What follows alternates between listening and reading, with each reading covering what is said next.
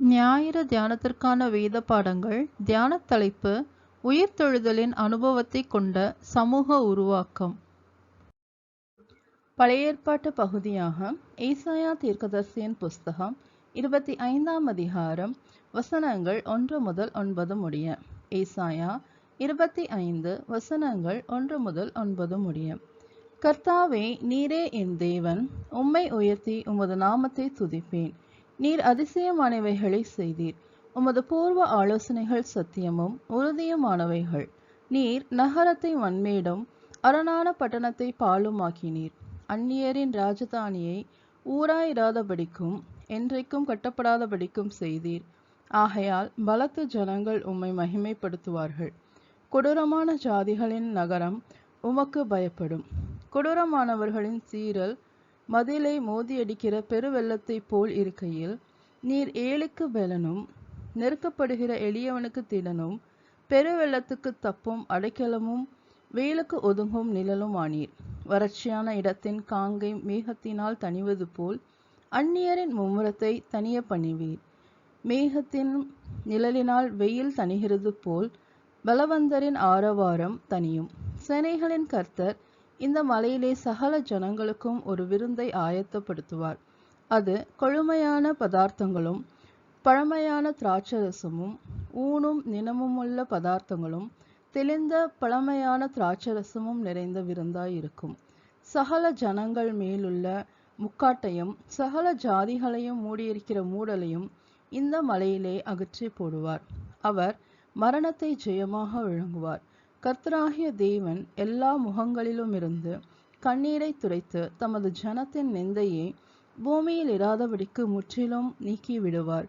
கர்த்தரே இதை சொன்னார்.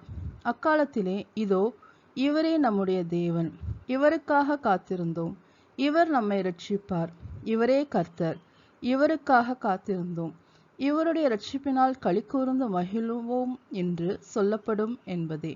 தேவனுக்கே மகிமை உண்டாவதாக. நிருப பாடமாக அப்போஸ்தலருடைய நடபடிகள் 4ஆம் அதிகாரம் வசனங்கள் 32 முதல் 37 முடிய. அப்போஸ்தலர் 4 வசனங்கள் 32 முதல் 37 முடிய. விசுவாசிகளாகிய திரளான கூட்டத்தார் ஒரே இருதயமும் ஒரே மனமும் உள்ளவர்களாயிருந்தார்கள்.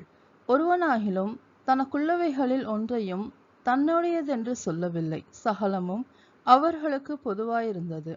கர்த்தராகிய இயேசுவின் உயிர்த்தெழுதலை குறித்து அப்போஸ்தலர்கள் மிகுந்த பலமாய் சாட்சி கொடுத்தார்கள். அவர்கள் எல்லார் மேலும் பூர்ண கிருபை உண்டாயிருந்தது. நிலங்களையும் வீடுகளையும் உடையவர்கள் அவைகளை விற்று விற்கப்பட்டவைகளின் கிரயத்தை கொண்டு வந்து அப்போஸ்தலருடைய பாதத்தில் வைத்தார்கள். அவனவனுக்கு தேவையானதற்கு தக்கதாய் பகிர்ந்து கொடுக்கப்பட்டது. அவர்களில் ஒருவனுக்கும் ஒன்றும் குறைவாயிருந்ததில்லை. சிப்ரு தீவினாலும் லேவியனும் அப்போஸ்தலராலே ஆறுதலின் மகன் என்று அர்த்தம் கொள்ளும் பர்னபா என்னும் மறுபெயர் பெற்றவனுமாகிய யோசே என்பவன் தனக்கு உண்டாயிருந்த நிலத்தை விற்று அதன் கிரயத்தை கொண்டு வந்து அப்போஸ்தலருடைய பாதத்திலே வைத்தான் என்பதே. தேவனுக்கே மகிமை உண்டாவதாக. சுவிசேஷ பாடமாக லூக்கா எழுதின சுவிசேஷம் 24ஆம் அதிகாரம் வசனங்கள் 13 முதல் 35 முடிய. லூக்கா 24 வசனங்கள் 13 முதல் 35 முடிய. அன்றைய தினமே அவர்களில் 2 பேர் எருசலேமுக்கு 7 அல்லது 8 மைல் தூரமான எம்மாவு என்னும் கிராமத்துக்கு போனார்கள். போகையில் இந்த வர்த்தமானங்கள் யாவையும் குறித்து அவர்கள் ஒருவரோடொருவர் பேசிக்கொண்டார்கள். இப்படி அவர்கள் பேசி சம்பாஷித்து கொண்டிருக்கையில் இயேசு தாமே சேர்ந்து அவர்களுடனே கூட நடந்து போனார். ஆனாலும் அவரை அறியாதபடிக்கு அவர்களுடைய கண்கள் மறைக்கப்பட்டிருந்தது. அப்பொழுது அவர் அவர்களை நோக்கி, நீங்கள் துக்க முகமுள்ளவர்களாய் வழிநடந்து ஒருவருக்கொருவர் சொல்லிக்கொள்ளுகிற காரியங்கள் என்னவென்று கேட்டார். அவர்களில் ஒருவனாகிய கிளேயோப்பா என்பவன் பிரதியுத்தரமாக, இந்நாட்களில் எருசலேமிலே நடந்தவைகளை அறியாதபடிக்கு நீர் அந்நியராய் இருக்கிறீரோ என்றான். அவர், எவைகள் என்றார். அதற்கு அவர்கள், நசரேயனாகிய இயேசுவை குறித்தவைகளே. அவர் தேவனுக்கு முன்பாகவும் செய்கையிலும் வாக்கிலும் வல்லமையுள்ள தீர்க்கதரிசியாயிருந்தார். நம்முடைய பிரதான ஆசாரியரும் அதிகாரிகளும் அவரை மரண ஆக்கினைக்குட்படுத்தி சிலுவையில் அறைந்தார்கள். அவரே இஸ்ரவேலை மீட்டு ரட்சிப்பார் என்று நாங்கள் நம்பியிருந்தோம்.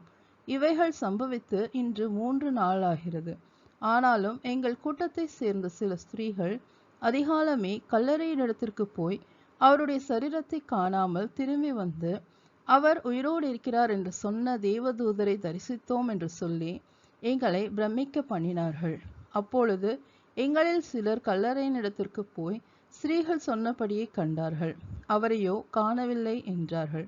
அப்பொழுது அவர் அவர்களை நோக்கி, தீர்க்கதரிசிகள் சொன்ன யாவையும் விசுவாசிக்கிறதற்கு புத்தி இல்லாத மந்த இருதயம் உள்ளவர்களே, கிறிஸ்து இவ்விதமாய் பாடுபடவும் தமது மகிமையிலே பிரவேசிக்கவும் வேண்டியதில்லையா என்று சொல்லி மோசே முதலிய சகல தீர்க்கதரிசிகளும் எழுதின வேத வாக்கியங்கள் எல்லாவற்றிலும் தம்மை குறித்து சொல்லியவைகளை அவர்களுக்கு விவரித்து காண்பித்தார். அத்தருணத்திலே தாங்கள் போகிற கிராமத்துக்கு சமீபமானார்கள். அப்பொழுது அவர் அப்புறம் போகிறவர் போல காண்பித்தார். அவர்கள் அவரை நோக்கி, நீர் எங்களுடனே தங்கியிரும், சாயங்காலம் ஆயிற்று, பொழுதும் போயிற்று என்று அவரை வருந்தி கேட்டுக்கொண்டார்கள். அப்பொழுது அவர் அவர்களுடனே தங்கும்படி உள்ளே போனார். அவர்களோடே அவர் பந்தி இருக்கையில் அவர் அப்பத்தை எடுத்து ஆசீர்வதித்து அதை பிட்டு அவர்களுக்கு கொடுத்தார். அப்பொழுது அவர்களுடைய கண்கள் திறக்கப்பட்டு அவரை அறிந்தார்கள். உடனே அவர் அவர்களுக்கு மறைந்து போனார். அப்பொழுது அவர்கள் ஒருவரையொருவர் நோக்கி, வழியிலே அவர் நம்முடனே பேசி வேத வாக்கியங்களை நமக்கு விளக்கி காட்டின போது நம்முடைய இருதயம் நமக்குள்ளே கொழுந்துவிட்டு எரியவில்லையா என்று சொல்லிக்கொண்டு அந்நேரமே எழுந்திருந்து எருசலேமுக்கு திரும்பி போய் 11 அவர்களோடு இருந்தவர்களும் கூடியிருக்க கண்டு, கர்த்தர் மெய்யாகவே உயிர்த்தெழுந்து சீமோனுக்கு தரிசனமானார் என்று அவர்கள் சொல்ல கேட்டு, வழியில் நடந்தவைகளையும் அவர் அப்பத்தை பிட்கையில் தாங்கள் அவரை அறிந்து கொண்டதையும் விவரித்து சொன்னார்கள் என்பதே. தேவனுக்கே மகிமை உண்டாவதாக. ஞாயிறு தியானத்திற்கான சங்கீதமாக சங்கீதம் 126. சங்கீதம் 126. சீயோனின் சிறையிருப்பை கர்த்தர் திருப்பும் போது சொப்பனம் காண்கிறவர்கள் போல் இருந்தோம். அப்பொழுது நம்முடைய வாய் நகைப்பினாலும் நம்முடைய நாவு ஆனந்த சத்தத்தினாலும் நிறைந்திருந்தது. அப்பொழுது கர்த்தர் இவர்களுக்கு பெரிய காரியங்களை செய்தார் என்று புறஜாதிகளுக்குள்ளே சொல்லிக் கொண்டார்கள். கர்த்தர் நமக்கு பெரிய காரியங்களை செய்தார், இதன் நிமித்தம் நாம் மகிழ்ந்திருக்கிறோம். கர்த்தாவே, தெற்கத்தி வெள்ளங்களை திருப்புவது போல எங்கள் சிறையிருப்பை திருப்பும். கண்ணீரோடே விதைக்கிறவர்கள் கம்பீரத்தோடே அறுப்பார்கள். அள்ளி தூவும் விதையை சுமக்கிறவன் அழுது கொண்டு போகிறான், ஆனாலும் தான் அறுத்த அரிகளை சுமந்து கொண்டு கம்பீரத்தோடே திரும்புவான் என்பதே. தேவனுக்கே மகிமை உண்டாவதாக.